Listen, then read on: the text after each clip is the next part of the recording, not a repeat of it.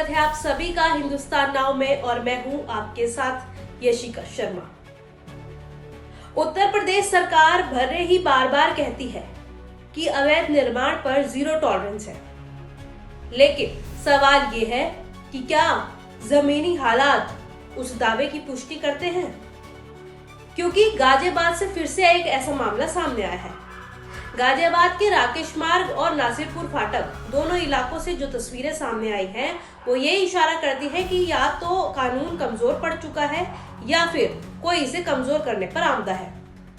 जी हाँ, आज हम बात कर रहे हैं गाजियाबाद के इन दो इलाकों में चल रहे अवैध निर्माण की एक ऐसी कड़ी जिसने प्रशासन की कार्यशैली पर सीधे सवाल खड़े कर दिए हैं।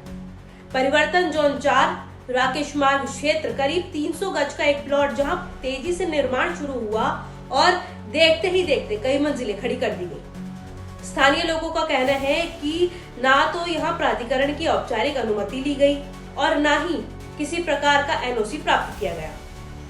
सबसे बड़ा सवाल यह है कि अगर ये निर्माण पूरी तरह बिना स्वीकृति के चल रहा है तो जिम्मेदार विभाग के अफसरों को इसकी जानकारी क्यों नहीं हुई, या फिर जानकारी होते हुए भी आखिर क्यों मुंह ली गई। स्थानीय लोगों का आरोप है कि क्षेत्र के अवर अभियंता जीएस मल, जो इस पूरे मामले में संदेह के दायरे में बताए जा रहे हैं, कि उनका पूरा हाथ है। जिस क्षेत्र में केवल रिहायशी निर्माण की अनुमति होती है, वहीं कमर्शियल दुकानों का निर्माण शुरू कर दिया जाता है। इससे प्राधिकरण को होने वाला आर्थिक नुकसान सिर्फ एक अनुमान नहीं बल्कि एक सीधा सवाल है कि ये नुकसान कौन करवा रहा है और किसके लिए।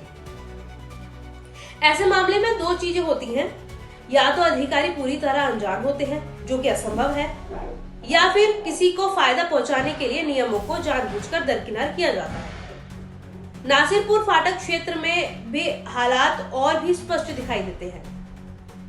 यहाँ शराब की दुकान के ऊपर बिना स्वीकृति के अतिरिक्त निर्माण शुरू कर दिया गया, जो न सिर्फ नियमों का उल्लंघन है बल्कि सुरक्षा के लिहाज से भी बेहद गंभीर मामला है।